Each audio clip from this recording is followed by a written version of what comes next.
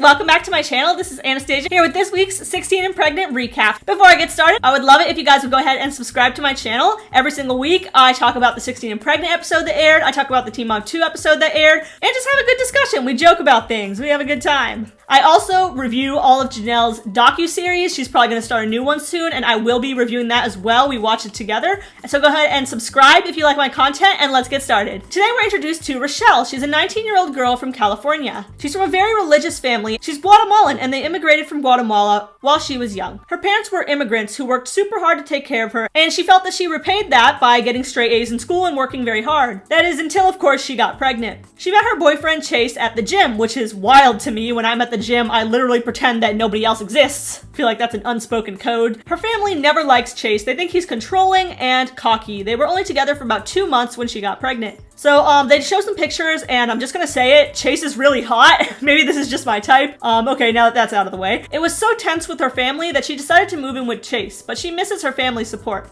2 of her sisters were also teen moms, so her mom has 3 times the disappointment. In fact, her mom says that Rochelle ruined her life, and she feels that Chase took advantage of her because he's a little bit older than her.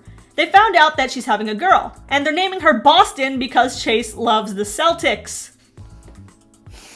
Just please give her a cute middle name that everybody is eventually gonna call her, please. Rochelle has been depressed for a while due to issues with her family. They even told her, "You're Chase's responsibility now, not ours." Which I don't think any child wants to hear that from their parents, you know? It's kind of like they're just passing you around like an object that people own and are responsible for. Be responsible for yourself. Rochelle is very close to her sister Iris, and she's gonna plan her a baby shower. For now, Iris and her go out to eat and talk. Since she's been pregnant, all of Rochelle's friends basically abandoned her. Rochelle used to be a very lighthearted person who joked around a lot, but Chase told her that she needs to be more serious and grow up. Since then, Iris has noticed that Rochelle stopped joking around. Oof. That really hurt me to hear, because obviously, as you can tell, all I ever do is joke around. And in my opinion, no one wants to be around somebody who doesn't have a sense of humor, you know? And not having a sense of humor can also make you very depressed when you can't find the light in any situation. Why would anyone tell someone, stop being funny, stop joking around? Like, this is not a fun relationship, this is a business relationship. Like, calm down, dude. We haven't even met Chase yet, and I really did not like to hear that. That was just the moment that I realized he is not a good person. Rochelle's mom was convinced that by providing Rochelle with everything she needs, she couldn't possibly fail. Rochelle feels like she betrayed her parents, and her mom thinks that she had everything going for her and she just ruined it. Iris says, you know, our dad never really gets sad, but he was crying when he heard that you were pregnant. It was one of the few times we saw him cry. Then we get to meet Chase, still hot, I can't lie, but immediately I get extremely controlling vibes from him. Rochelle is saying how tired she is, and the first thing that Chase spits out of his mouth is, "You don't think I'm tired? You'd rather be your tired than my tired." And she's like, "Well, I'm not complaining about it." "Sounds like you are." Wow, Chase sure sounds like fun. One thing he does have going for him, I will say, is he does work full-time as an electrician and pays very well, so it leaves her to just do the housework with her not having to work. That's more than we can say for all the dads on Teen Mom right now. But that doesn't give you an excuse to be rude to your pregnant girlfriend. No shit, she's tired. She's like 8 months pregnant. I would really like to see Chase deal with some morning sickness and those kind of pains. Chase meets up with his brother and he asks, which one of us do you think was gonna have a kid first? And his brother says, probably me, I don't wear no jimmies. That's lovely. Chase is enjoying living with Rochelle, but she doesn't like being alone. He doesn't understand why her family doesn't like him. Other than me getting her pregnant, there's no reason not to like me. Dude, that's like the second worst thing you can do to a girl. He thinks that they'll get over it once they see the baby. Rochelle meets up with her parents. Her dad says that she ruined her freedom. Her mom is glad that at least Chase has a job. Just don't get on Teen Mom, or that'll probably go away too. However, her mom has also seen things about Chase that she doesn't like. She wishes that Rochelle would stand up for herself. She starts crying, which bothers Rochelle, and then her dad flat out tells her, "You let us down, Rochelle." Plain and simple. Rochelle is so hurt by that, she leaves to go cry in her car. Rochelle keeps quiet to Chase about her parents' opinions of him because she's hoping it'll just change. She's finding it hard to be excited about the baby because no one else is happy about it. Next is the baby shower. I guess Iris is like rich because this shower is actually gorgeous and so well put together and lavish. I mean, that's that California life, I guess. Every time we see someone from California on the show, they always throw great parties. Only 2 of Rochelle's friends showed up. She chats with them, and when it's time to open presents, she starts crying. Not sure if it's tears of joy though. Her parents reunite with her at the party and they hug. Later, she goes to get an ultrasound with Chase. The nurse says, yep, she definitely looks like her mommy. And Chase says, unfortunately. And the nurse laughs awkwardly.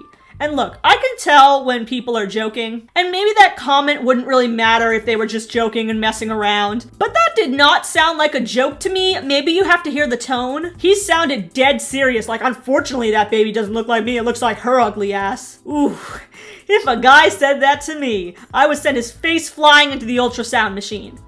Unfortunately. Like, really, dude? Really? Later, when they get in the car, Chase is like, that baby looks nothing like me. But that's a conversation for another day. She better come out with blue eyes like me. Basically, accusing the baby of not being his. First of all, baby looks like a blob in that damn ultrasound. You can't tell any features. Second of all, real classy to basically imply that the baby isn't yours for no reason whatsoever while this girl is depressed and suffering. Then he flat out says, she's fat. The baby. He just called the baby fat. It's a baby! And again, he's not saying it in a joking, funny way, like, haha, fat baby. Like, he said it in a mean way, like, oh, that baby's fat like you. Which is ridiculous because the child is in the womb.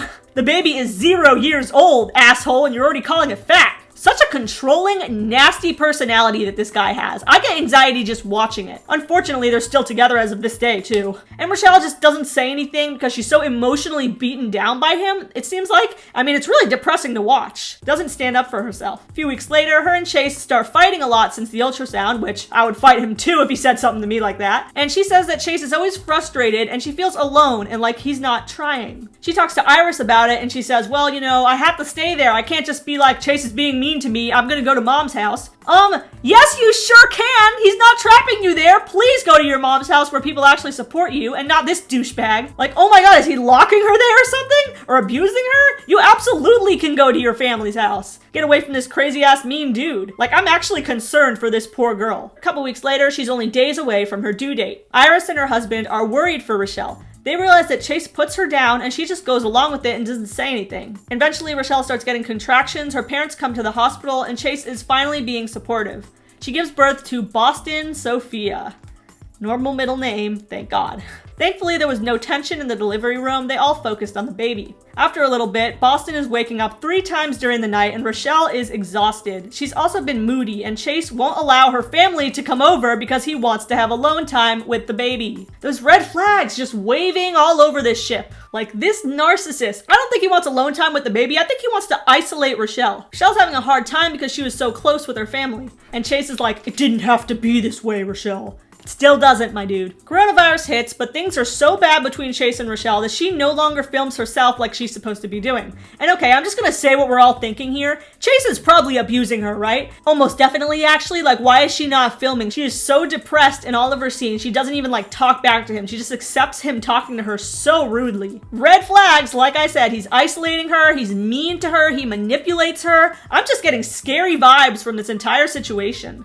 Rochelle was so depressed that she moved back in with her parents. She tells her sister that their arguments were draining her, but she doesn't want to move to another man because it is embarrassing in Hispanic culture. Yeah, I've never heard that. I'm Hispanic too, and I've seen some super thoughts who were Spanish. Brianna. I think it's just embarrassing in every culture, you know? After a few weeks living at her parents, she feels better and decides to talk to Chase. He invites her to move back in. Chase says some more extremely narcissistic and controlling things during this meeting, such as, you not being back here is not my fault. Not being with you is just not an option. Dude sounds like he's gonna snap and kill her for trying to leave him, and then wear her skin or something. Then he says he misses her and he wishes it never came to that, but also, you never tried to improve yourself while you were here. Finally, thank God, we finally see Rochelle stand up for herself. She's like, stop acting perfect, Chase. This is your fault too. And I was applauding at my screen. Like, it sickens me to see Chase walk all over this girl, and finally she says something about it. He's like, you're not suffering. I am. She's sick of the arguing, and then they start arguing again. He accuses her of starting every fight and not even trying, and she says she's exhausted and her whole body changed and she's stressed about that.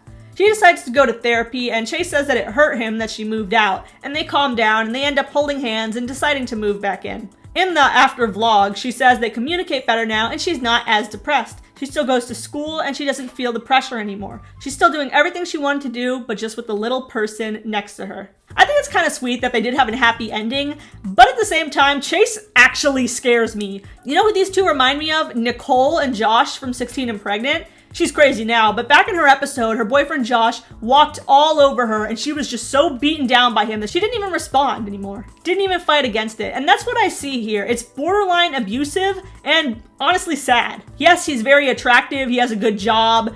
but there's millions of attractive guys with good jobs out there who you don't have to walk on eggshells around and who call you fat and tell you to stop being funny. Like, that really got to me. I hated that. Leave him, girl. And that's all for this episode of 16 and Pregnant. Again, I'm sorry if I called her Rachel. I always get those two names confused, Rachel and Rochelle. No disrespect. Go ahead and leave a comment down below telling me what you thought of this episode, and make sure to subscribe for more Teen Mom recaps every week.